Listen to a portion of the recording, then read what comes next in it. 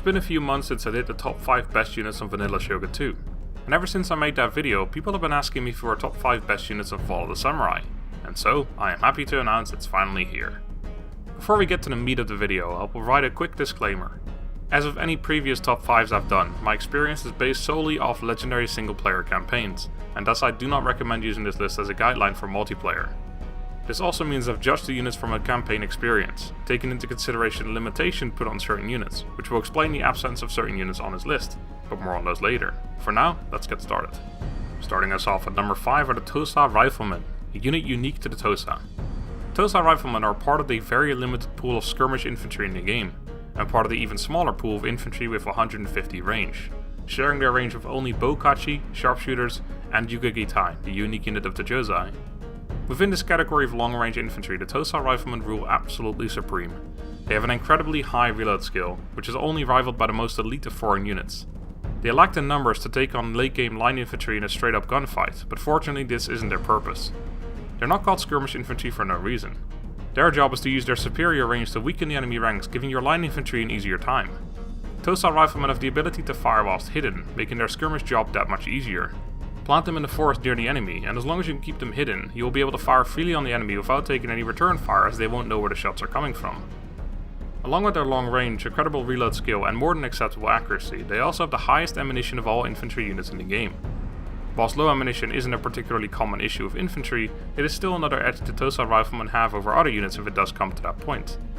Lastly, but certainly not least, the Tosa riflemen can be recruited from the barracks building, which is only the second tier of the modern recruitment building, meaning you can get them very early on in the campaign when they essentially outgun every other unit including line infantry.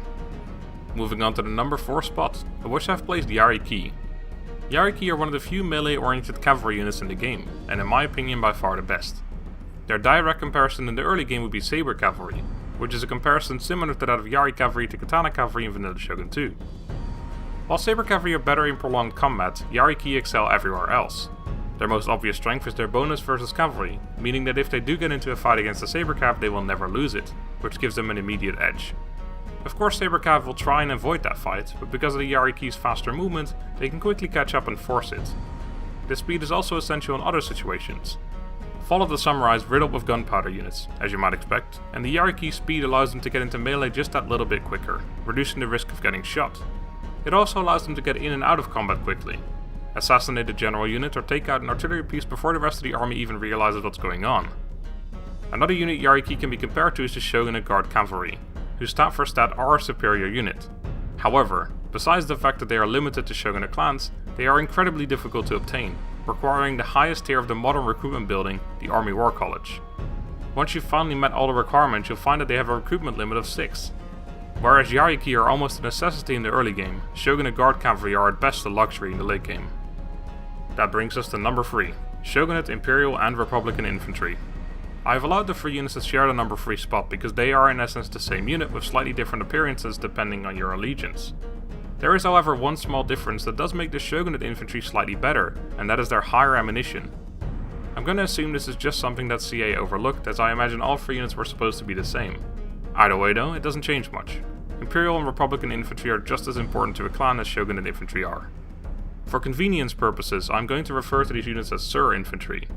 Sur infantry are the staple line infantry unit in any modern army.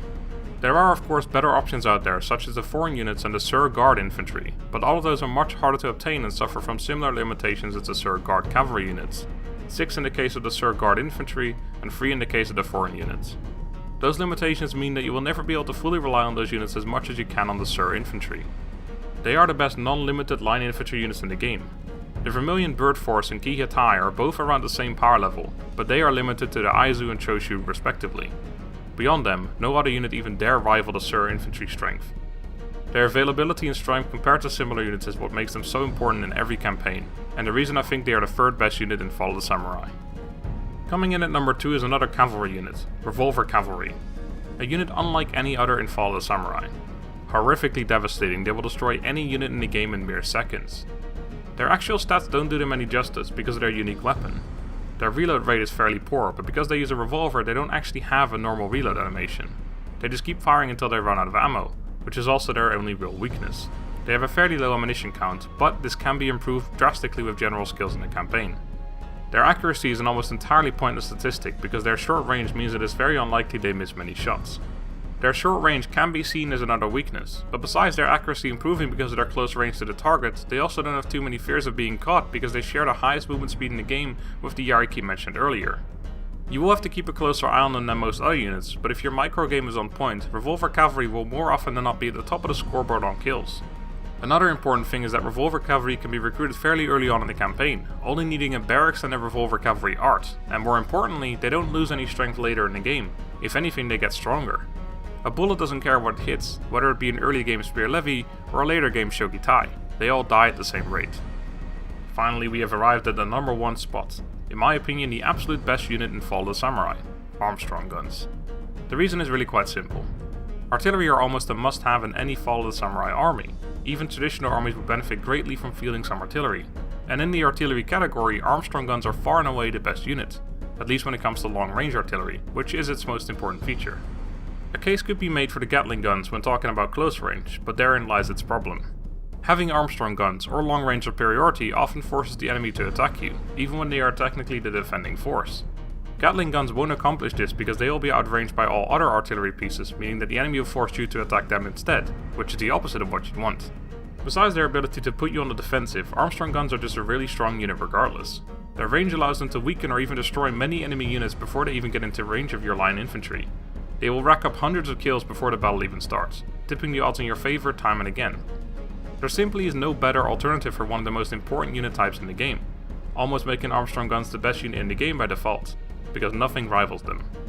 While not necessarily making the unit any better, there is of course also the option to manually control your artillery, allowing you to fire the cannons yourself. Whilst every artillery piece has this option, it's still important to mention it gives it another edge over other unit types. Not only is it a ton of fun to manually control the cannons, it is also fairly useful. There's a weird glitch with artillery where they always aim for the edge of units when firing automatically. Firing the cannons manually will of course bypass that, and you can get some insane hits killing dozens of men with a single shot. That's gonna do it for the top 5 best units in Fall of the Samurai. But before I end this video, I want to quickly go over a few honorable mentions. I've already mentioned most of these throughout the video, but I find it worth mentioning them again.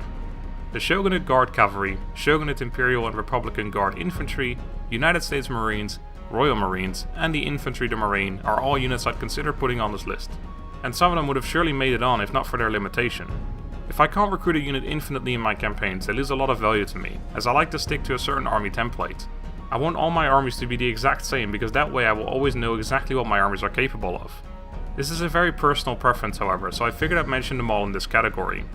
All these units are incredibly strong and I would surely recommend using them in your campaigns, but I just didn't think they were worth putting on the top 5 best units list. Hopefully you understand. With that we have reached the end of the video. Does your list look similar, or would you have included different units? Let me know in the comments. If you like these types of videos, please consider supporting me on Patreon. Also make sure to join my Discord channel if you just want to hang out and chat. Thank you very much for watching, hope you've enjoyed, have a good day and goodbye.